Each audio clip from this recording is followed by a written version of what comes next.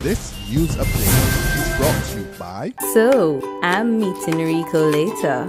Gotta check in with the girls, but first, let me check my usage on the MyLime app. Now, what should I wear? Hashtag sexy. He's here.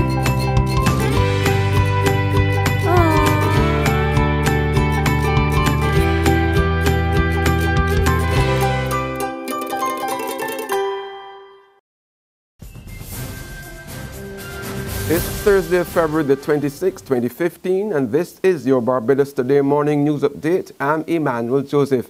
Good morning. We begin with news that the Royal Barbados Police Force is not about to admit persons with dreadlocks into its ranks, at least not under the watch of Acting Commissioner Tyrone Griffith.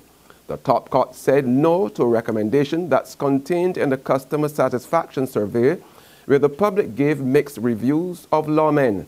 Griffith declared his objection to dreadlocked police officers during yesterday's launch of the survey, which was commissioned by the Criminal Justice Research and Planning Unit in the Office of the Attorney General. In a disciplined organization, how far will you take it? If there's a Ras who comes to join the force tomorrow, there's lots sweeping the ground, should we have him in the organization? How far do you take it? The difficulty with entertaining some of these exotic hairstyles is that it is taken too far. Way too far. How do you wear a dress properly if you wear, so if you allow the style, then it means that you have to also accommodate, the fact that you're not going to wear your headdress. We've had some difficulties with that already. People not wanting to wear their headdress. A lot of the people of this generation are different. They don't want to wear a hat. The Acting Police Commissioner is also not keen on changing the traditional uniform. I think it would be extremely difficult to get not only the members of the force to move away from our uniform. Our uniform has a history to it, and I'm not one who would really want to see it change. It is admired by many people from far away. So I wouldn't want to go there. Not that we could not have, for certain purposes, a uniform or working dress for events like Crop or something like that.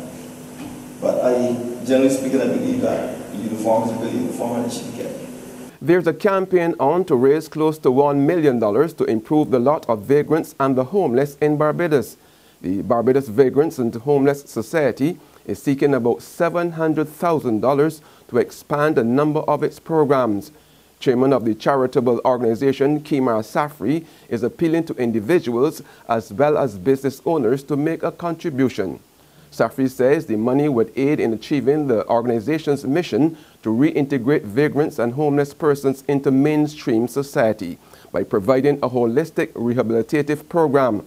He says the charity is on target with its mission as it has successfully reintegrated 78% of participants in its At the Crossroad Home Care Rehabilitative Program back into society. One of this country's leading businessmen wants to know why the much talked about Bridgetown Pierhead Marina project is yet to get going. Eddie Abed yesterday questioned Chief Executive Officer and President of the Massey Group of Companies, Gervais Warner, about plans for some of the old buildings owned by the Trinidad-based conglomerate. It shows a malaise, it shows a tiredness, it shows a city that's been neglected. And this is a city, by the way, that has had a UNESCO branding. So, you know, we've not been very kind to ourselves. We know government's finances are not there, so we need to be able to encourage the private sector to do it. Mr. Warner is saying that they're in abeyance as to what's going to happen with the Pierhead versus the marina versus the redevelopment, and that is a problem, because you would have thought that that had been mooted back in the Wayne Arthur administration. So we're going back, what, 10 years ago, 9 years ago, and still they're not sure what's going on. I'm a little concerned. I would have thought by now that would have been cemented, locked down. So it doesn't give us property owners and people who enjoy Bridgetown the opportunity to say that we can build on a strength going forward. Warner said plans for some of the buildings were at the government's discretion. We have a lot of property there, and we would love to participate in a plan. We do have some meetings scheduled, or that we're going to intend to have in March with the BTI to understand what their plans are. But this ongoing marina discussion that has not produced a marina is a problem, because if there is going to be a marina, there's one set of things you can do with the Pierhead land. If there's no marina, there are a whole other set of things that you can do. So we found ourselves kind of in abeyance, waiting to see what's going to happen with this plan, because for ourselves, we think that there is an opportunity to take that type of property and start a redevelopment that will carry into Bridgetown. And I think it's quite frankly a little unfortunate that we don't have a realistic concrete plan that people are financing and plans are being drawn up for at this stage. There's regional and international news after this short break. Secure your future, be financially strong. Since 1983, we have been there for you. A smart range of products, great tax benefits. We're the solution to your hopes and your dreams. The Barbados Workers Union Cooperative Credit Union. The Barbados Workers Union Cooperative Credit Union. Humble beginnings to smart loans, smart savings. Save smart and borrow smarter. That's the move for me. Stability, prosperity. We're the solution to your hopes and your dreams. The Barbados Workers Union Cooperative Credit Union. The Barbados Workers Union Cooperative Credit Union. It's time for AgriFest again. Come and enjoy the National Agricultural Exhibition on February 27th to March 1st at the historic Queen's Park. Over 300 exhibits on show, highlighting the theme, inclusive agriculture, strengthening linkages, creating synergies. AgriFest 2015, the biggest agricultural exhibition in the Caribbean. Don't miss it.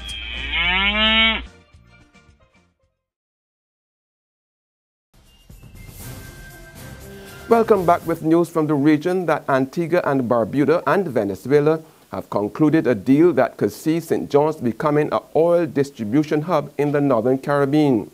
The agreement will cater to the future development of the Antigua-based West Indies Oil Company. He says the plan is to turn the West Indies Oil Company into a major petrol distribution hub in the Northern Caribbean. The nation's leader also mentioned that they will be providing $24 million in funding, and also announced that his government has secured an additional $30 million from a Chinese investor who will partner with Antigua and Barbuda in the acquisition. The excess funds will be utilized for maintenance and expansion of the West Indies Oil Company. A pregnant 10-year-old and her two younger brothers have been removed from a home in Guatemala where they were severely abused. Police visited the home after neighbors reported signs of abuse and found the girl was 7 months pregnant, while her younger brothers, aged 2 and 3, also showed signs of abuse. Officials are investigating whether the girl was sexually assaulted by her stepfather. On the international scene, the FBI has arrested 3 foreign nationals living in Brooklyn who agencies sought to join the Islamic State. 2 of the men had threatened to kill police officers and FBI agents in the U.S. if they were unable to travel to Syria. The men came to the authorities' attention after they posted to Uzbek language websites in recent months. In one post, they pledged to kill U.S. President Barack Obama. And finally, we've received the news that pop star Madonna has fallen off the stage during her performance at the 2015 Brit Awards. The singer tumbled down a set of stairs and landed awkwardly, apparently after a dancer tried to remove a cape she was wearing at the start of her routine. However, she recovered and returned to the stage to finish her song, Living for Love. Madonna later released a statement saying she was fine and her cape had been tied too tight. That's our Barbados Today morning news update, but you can join us again this afternoon. Until then, remember to log on to www.barbadostoday.bb, subscribe to our e-paper and email updates, or like us on Facebook. You can also catch us on Izumi Media in bus terminals or screenplay at supermarkets and gas stations near you. Also tune into Channel 101 on Lime TV and Mix 96.9 FM to get all the latest news and sports. I'm Emmanuel Joseph. Have a fantastic day. This news update is brought to you by... So, I'm meeting Rico later. Gotta check in with the girls, but first, let me check my usage on the MyLime app. Now, what should I wear? Hashtag sexy. He's here.